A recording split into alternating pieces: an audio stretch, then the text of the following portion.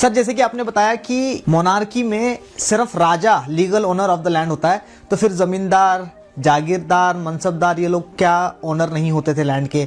और सर खुद खास्ता पीजेंट्स जिनके बारे में बोला जाता था कि वो जमीन उन्हीं की है। हाँ, ये बहुत इंपॉर्टेंट चीज है कि मोनार्की में, राजशाही में, राजा ही अकेला legal owner of the land होता है। राजा के अलावा कोई दूसरा legal owner of the land नहीं होता है इन मोनार्की।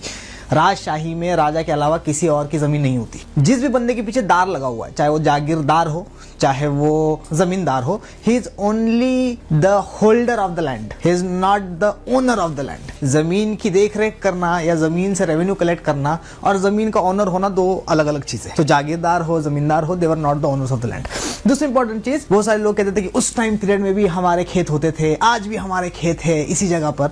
तो ये समझ लेना कि उस टाइम पीरियड में सिर्फ राजा के ही पास ही जमीन होती थी और किसी के पास नहीं। लेकिन हम लोग टेरिटोरियल पीपल है, हम लोगों को जमीन अपने नाम करने में मजा आता है। तो उस टाइम पीरियड में लोगों के पास ट्रेडिशनल ऑक्यूपेंसी राइट्स होते थे। अब ट्रेडिशनल ऑक्यूपेंसी राइट्स क्या होते हैं? जैसे फॉर एग्जांपल मान लो कि तुम स्कूल जाते हो, तुम स्कूल में किसी एक बेंच पे बैठते हो, रोज हर रोज एक ही बेंच पे बैठते हो। मान लो एक दिन तुम स्कूल आने में लेट हो गए और तुम्हारा कोई दोस्त जिसकी नजर थी उस बेंच पे, वो उस सीट पे जाके बैठ गया।